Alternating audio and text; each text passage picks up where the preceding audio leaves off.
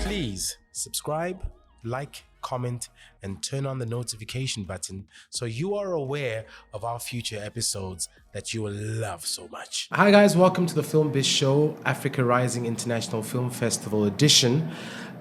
We are at the tail end of what's been a phenomenal event showcasing wonderful short films that have been created by some of the most dynamic filmmakers from our continent. I have with me Phumi Morare, who is the writer and director of Why the Cattle Wait.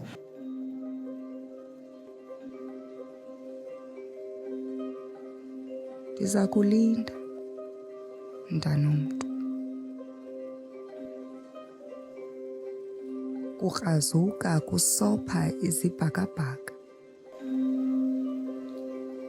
apho amaphakade afukanyelwa azalwa kubutsha, which was a film that opened the festival. Last night we left the opening, being touched, moved. We connected to something other than just what is in front of us. While watching your film, you really took us to another world with your pen and your mind and your vision. And what an honor it is for us to have you today with us having this conversation. Welcome.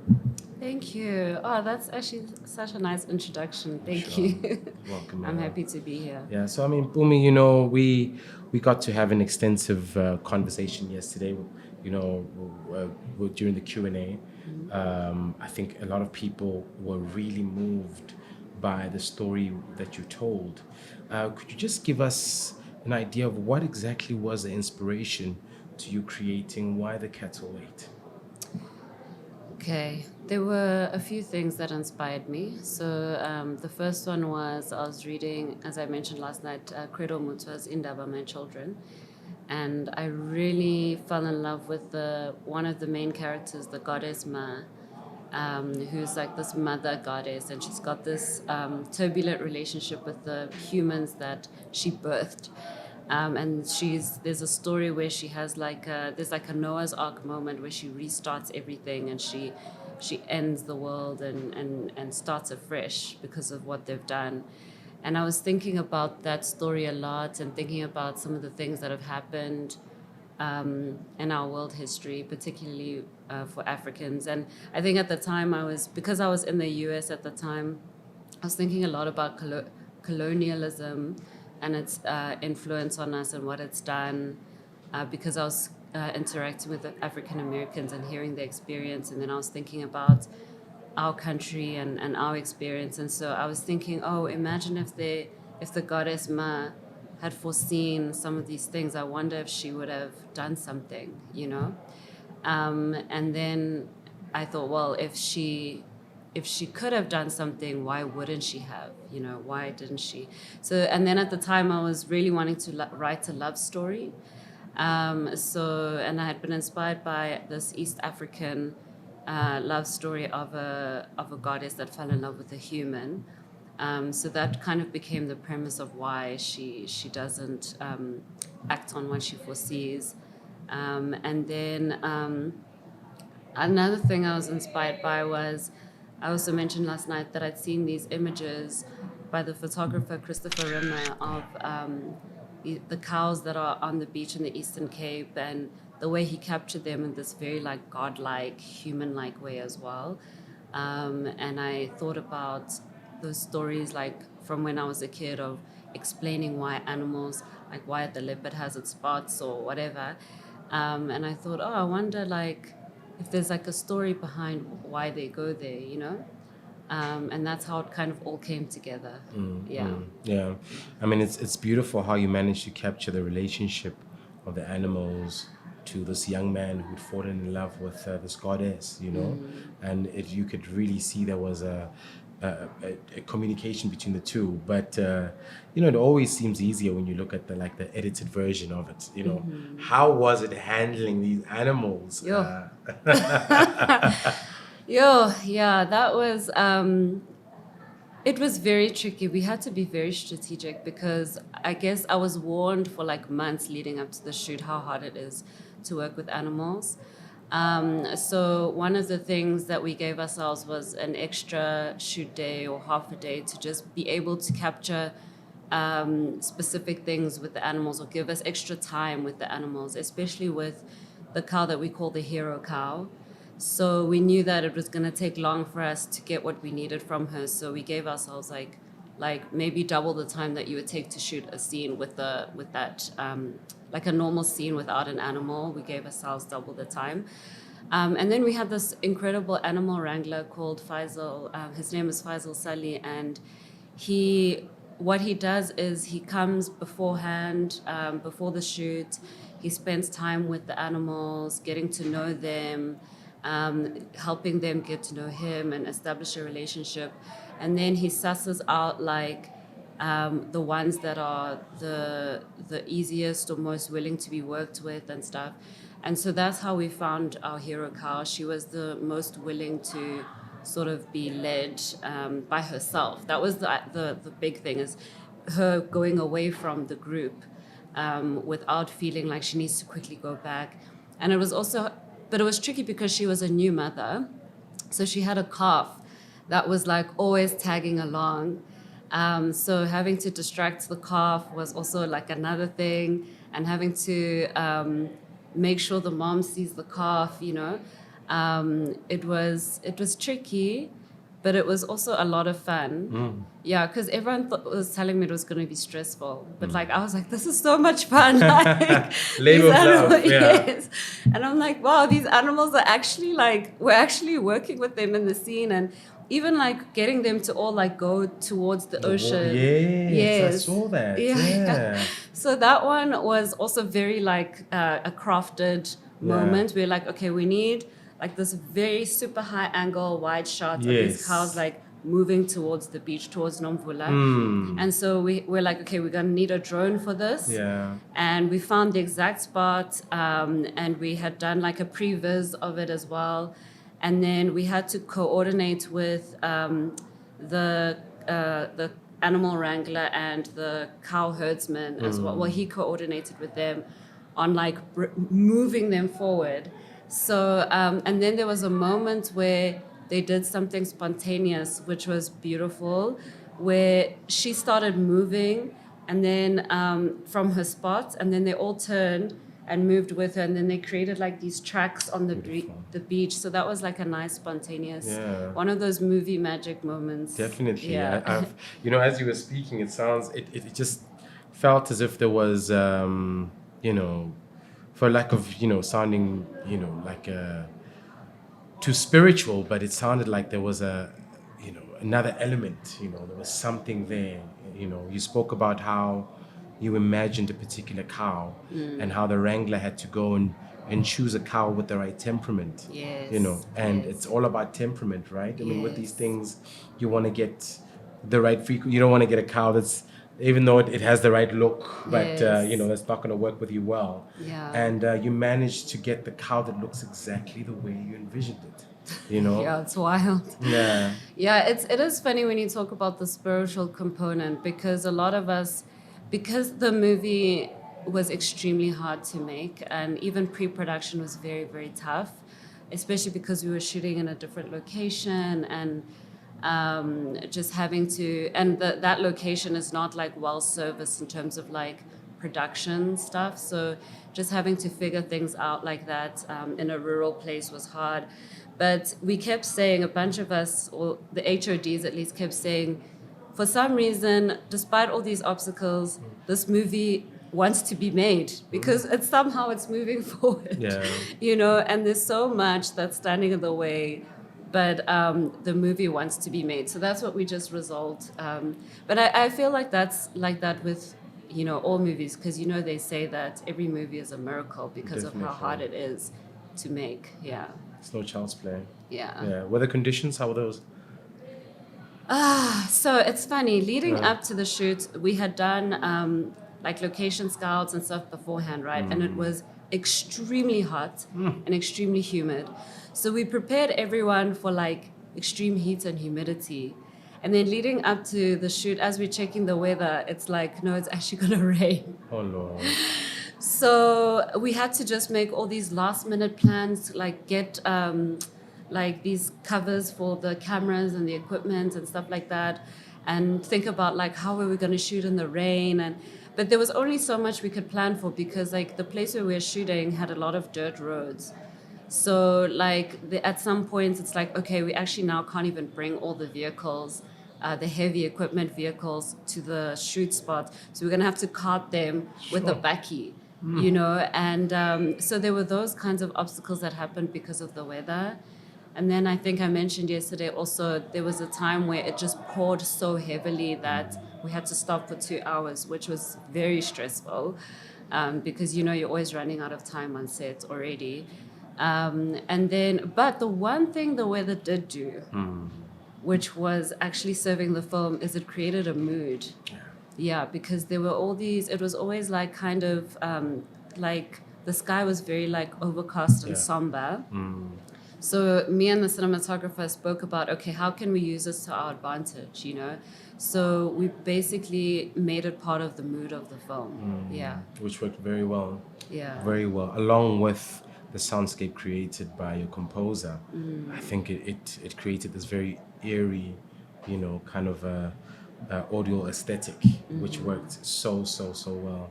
But I just want to delve into your own personal journey as a filmmaker. I mean, whatever brought you into this crazy world of filmmaking? I know, you. Hey, where did it all start?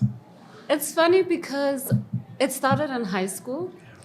I had an English teacher who, when we were doing English literature, she also incorporated film, study of film in our classes. And I fell in love with film when we did Shawshank Redemption. We watched that. Yeah.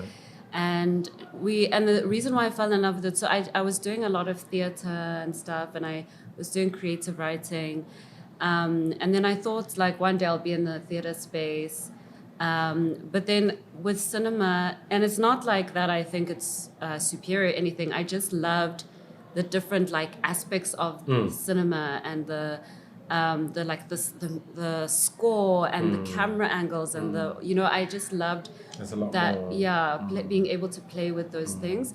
And so when we were studying Shawshank, we got to learn the story of like how it was made, and also the director's choices and all the different layers, you know, that were in the story. And I just found that so beautiful. And I felt like it's also very, it's funny because when I was on my journey of getting away from the Hollywood paradigm and going to African cinema, I was following Osman Sembene and some of his writings, and he would talk about how he actually used to write novels, but then he felt like the social message he was trying to share wasn't widely accessible enough. And that's the reason why he went into cinema, purely for that reason, accessing the audience. So one of the things I love so much about cinema is being able to access the audience that way, in a wider way.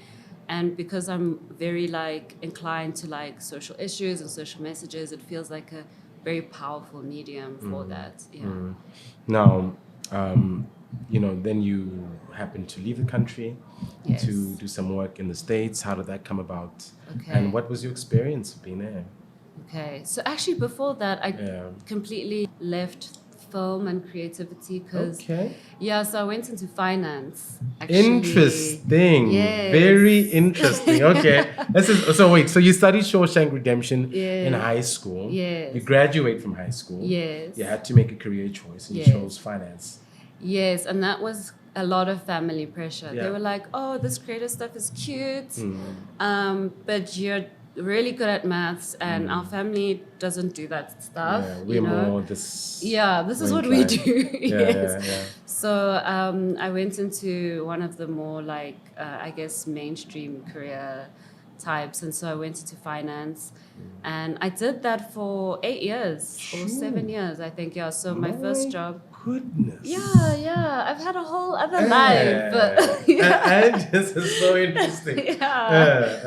So my first job was in investment banking. Yeah. And then I moved into management consulting, but the itch was always there, you know. So I would be dabbling on the side. I would be doing short courses in film. I'd be going to festivals wherever I was located. At some point, I was working in London. I was going to festivals in Europe and London. And then when I was back home, I just felt like I actually need to do this. But it took me 3 years to take the leap. Oh my God. Yeah, because of just that fear of leaving like that stable income and that like clear path to, you know, having like financial success and stuff like that. So yeah, but then I left and then I started working part-time in the space. And then I decided to go, and I did that for about 18 months. I got into the NFBF youth filmmaker program, so I got to make a short through that. And then I got to use it to apply to film school in the US. And I felt like I needed to do that because I felt so far behind my peers, and that you had to get like a step ahead. Yes. And also, I don't think everyone necessarily needs film school, but it also like my personality, like I need that structured learning environment that's also going to force me to progress in my learning. So that's why I needed it.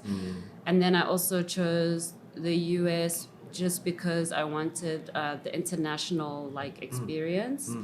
So that's how I got to the US. And then when I was there, I got to do some internships at like really awesome production companies like Plan B Entertainment. Oh, wow, and man. That was amazing. Wonderful opportunities. Yeah. So that was very, very cool, getting to feel like I'm in the sort of center of Hollywood. Exactly. Yeah, but then I also... Did you get to see Brad Pitt? No, he doesn't come into Hey, the Brad. That would have been so crazy. But what an opportunity. Yeah, it was amazing. And the team there is really incredible. So getting to like experience sort of the gold standard of Hollywood filmmaking was great. And getting to interact with some of my heroes and attend like Q&As and stuff, that was really nice, being so close. But I also... started to feel constrained as a South African creator, because I was like, you know what, I actually just want to make South African stories, and I feel like I need to be home for that. I feel like I need to be in the atmosphere of home. And actually, so my thesis for film school, it was a story based on my mom, and I wanted to shoot it in Joburg because that's where the story takes place. And I got so much pushback from my school about shooting in Joburg, and because they felt like I wouldn't have like the safety net of the school with me, because they actually want you to just shoot within like a 30-kilometer radius of the school. Okay. And then they felt like, and we don't know South Africa, and like insurance and whatever, it's risky. They were like, why don't you just cheat LA for Joburg? That's impossible. Yes. I was like, that is impossible. No. Yeah. And they were like, no, there's some places. And to appease them, we went and we scouted, and we're just like, no, guys. And then on top of that, like, it's not like the South African look is just generic, you know, like... No, it's very specific. Yes, we look a specific way. Do. Yeah. We do. And then on top of that, the language, you know, so I'm like, how am I going to find like South African actors speaking Vernac in LA? It's like a really small community there of South Africans. So I was just like, no, for the sake of authenticity, I'm going to fight to shoot in Joburg. And I had to jump through so many hoops, had to do triple the work of my classmates and stuff just to be allowed to shoot here. And it was so worth it, because that film, even though people told me, they were like, nobody's going to care about a movie about a Black African woman set in the 80s anyways, you know. Who was saying this? Just peers and For real? Yeah, they were just like... Oh, I think, and it was mostly also the foreign language aspect. They were just like, also, why is it not in English? Because who's gonna care about, they're like, there's so many barriers to entry into this film for a global audience. So, but I was like, no, this is my thesis. It has to represent me, as a filmmaker. So I went ahead and I did it. And then it got shortlisted for an Oscar. Oh my word, no.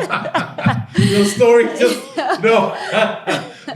That doesn't it ever stop? Doesn't it become normal somewhere? This is crazy. Got nominated for an Oscar. Well, shortlisted. No, but I mean, that's amazing, Phumi. Yeah. And it won a NAACP Image Award. I saw that, yeah. Yeah. So I was like, oh, okay, well, I guess people do care about a foreign language film about a black woman in Africa.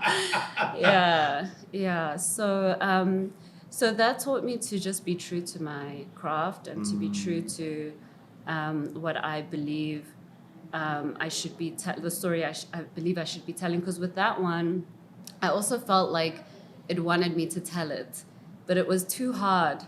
Like all the hoops I had to jump through were just too hard. But I'm like, but the story wants me to tell it. And one of my mentors was like, he considers filmmakers or storytellers in general as like the spiritual mediums through which we like stories come into the world, So he's like, you're a vessel, So that's how I saw myself. Yeah. My goodness, that's an amazing story. It's an amazing story. Firstly, I mean, your experience in finance, you fail in any way, does it inform your process? Because obviously you co-produced this film, why cattle's wait? Why the cattle wait? Why the cattle wait? Yeah. Does it somehow, is it a tool that you can still use in your current process? Yeah, definitely, because it specifically helps me in raising financing. Yeah. So because I can speak the lingo of the financiers and because I can do the analysis as well, and I love numbers still. It's been helping me in that way. So I guess that helps the producer side of me. Yeah, it's amazing. An old friend was saying there is no knowledge that's wasted. Whatever you learn, whatever you gain on your journey, it always informs your next season in your life. I know you're working very closely with Layla. Yes. And is there some interesting works that you guys are currently working on? Yes. We do have some stuff in the pipeline that I'm excited about. Specifically, a feature film that's going to be my first feature. Well done. Yeah. Well done, Thank you. We have to go to the next step. And Layla's just such an incredible person to partner with because she really believes in emerging filmmakers. And she's also a huge supporter of women as well, emerging women. And she actually chose the hard path because she chose the path of helping to create the next generation, and of independent cinema and the art of cinema. She's so much a champion for that. And that's extremely hard. To choose that path, but I respect her so much for it. Yeah. She chose the path less beaten. Yes. For the rest of us to kind of walk on. So that's very inspiring. So I mean, Phumi, I've got two questions, right? Yes. I mean, this is a very impactful story. Clearly, people were teary-eyed when they left. People were elated. Oh, really? Yes. Oh, wow. I'm around me. I mean, really? For real. Oh my gosh, guys! Wow. For real, Yes. But I mean, the one question that Kevin did have the whole time is why can't we make these stories more accessible in the mainstream? What is that barrier? And as someone who's been in the heart of Hollywood to see actually how the mechanics work, Yes. maybe and coming back home and seeing how the industry, the format in which the industry is currently run, maybe you can give us, a bit of your insight as to why these particular kinds of stories that reconscientize us, or just open that portal of imagination. Yes. Why aren't these being, kind of put into the mainstream? But also, also the second one is now, you did say that the main character of this film, who was the goddess, the water creature, was informed by a mythological, a character in Ntate Credo Mutwa's book, Indaba My Children, which that book talks about the African version of the story of creation, And we were having a debate last night, myself and the team, and we were just talking about all these different things. I mean, Kopano was talking about the drugs that are infested in our community. We were talking about all these ills that we're finding in our society. Yeah. But, the real question is, while we're faced with so many things, why do I want to hear about a mythological, all these characters, these archetypes that Yes. aren't really somehow, they're not directly connected to my everyday lived experience. Yes. It's a very deep, layered question, which I would love to actually do a whole study on. It's like the importance of our mythology to us. But I'm going to answer it in two ways. The first thing is, so I think it's both history and mythology are important. So I'm actually, a lot of the films I want to make are historical. And even when I was telling people, oh, this film that I'm making now is set in like the 1400s, they were like, the 1400s, do you even know what happened in the 1400s, But I'm like, no, we can tell those stories, and it's important because we need to know that there's a version of us before colonization as well, And I was speaking to some friends about some African history, like across the continent, that we don't learn in school, but we're busy learning about what the Europeans did and the Americans did, but there's such rich history, including pre-colonial history on the continent. And when we have access to that, it will build in so much self-pride in ourselves, because we've believed the colonizer's story that there's something wrong with us and we're broken and we're lazy and whatever. But actually, if we had access to those stories, we'd actually realize, no, we're actually so great, And so right now I'm working through the set of books by UNESCO. That was like a 60, 70-year project of rewriting the history of the continent from the lens of Africans.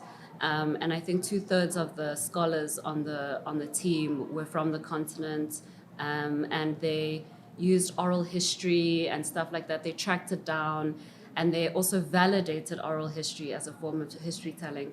So that's my one tangent, to say like why just seeing ourselves in those different ways is important. But with mythology specifically, so if you study Asian cinema, they don't actually use, so what we are using in a lot of the world right now is the Hollywood model of the hero's journey, which is based on Western mythology, right? It's based on a Western paradigm of seeing the world. And actually, if you look at a lot of Asian cinema, it doesn't use the hero's journey, or the 3-act structure, They have their own, which I'm still learning and studying. They have their own sort of paradigm and view and mythologies, which don't follow the same structure.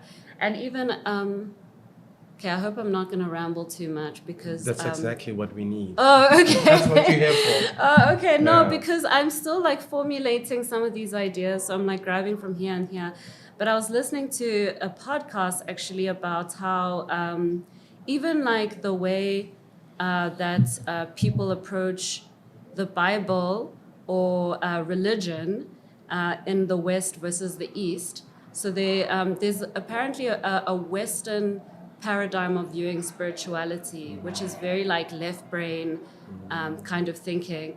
And then there's a Eastern, and that includes the east of the world, including the African continent, which has like a more conceptual understanding of spirituality.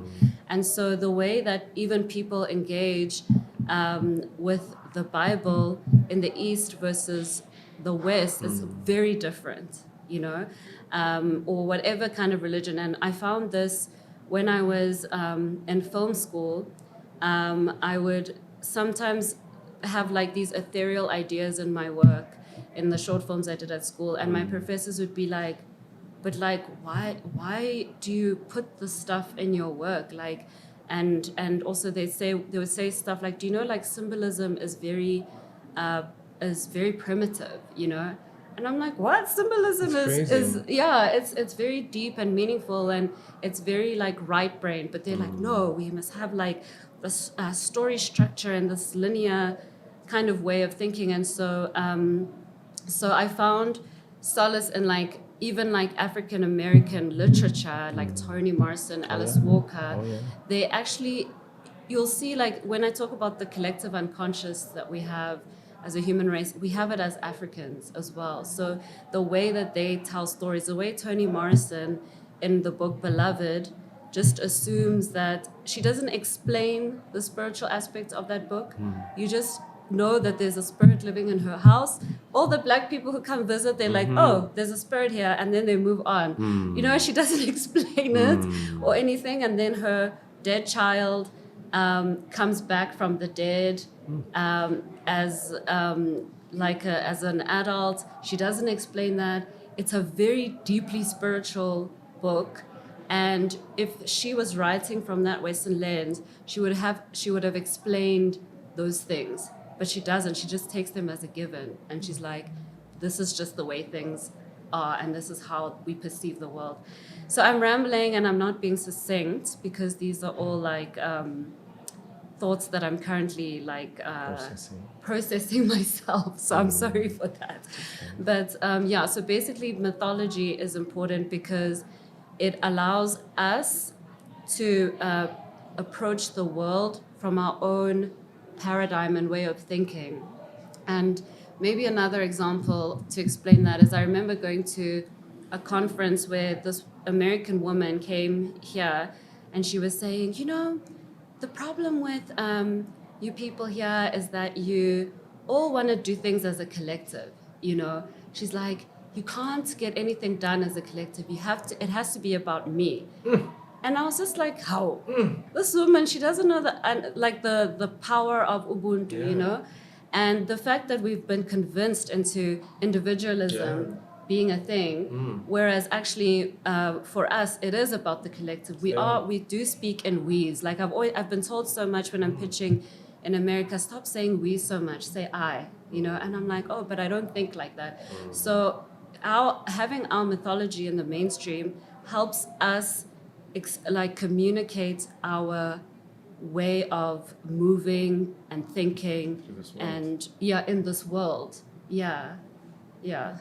Okay, you deserve. That's the best way I can explain. If I was your lecturer, I'd give you a 10 out of 10 right now, because that makes a lot of sense.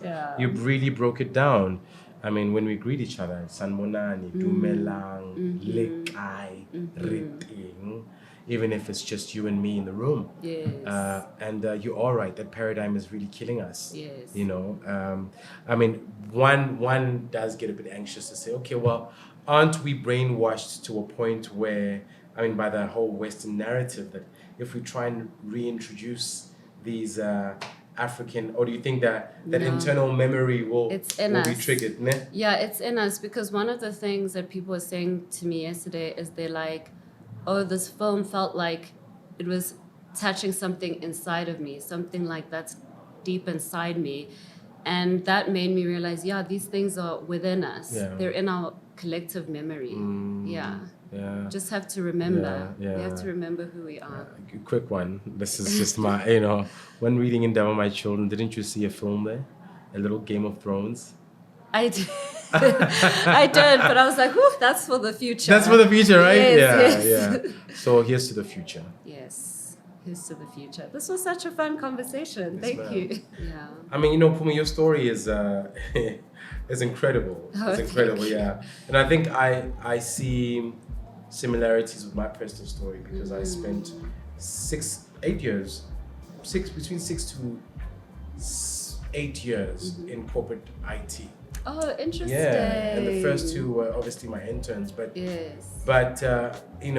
that I'm in this space, working as a storyteller, I'm very thankful for the corporate experience that I had, as grueling as it was, as haunting as this this calling was to go and really focus on my purpose. Yes. That path was also very necessary. Yeah. Now we've got a podcast, which is wow. pivoting into a digital company. Oh, You know, so nice. all that information, all those things eventually do come in and they help you as a producer and so on. So it's a very inspiring story. But you know, just to close it off from the Film Biz Show, we just want to wish you all the very best in your journey. Thank you. And may you keep the light, you know, burning, you know, with the highest of heat. You know, when I saw you yesterday, I really was moved. You know, in my heart, I was like, that's a powerhouse. And, you know, on your shoulders, there's such great people that are with you, you know, real, you know, for me, I feel like you are one of the torchbearers, you know, and I know it's a very heavy burden to have on your shoulders. So from the team, we just want to say, you know, we support you. Thank you. And we would like to just give you your flowers. May your path and your journey be as clear as day. Oh, thank you.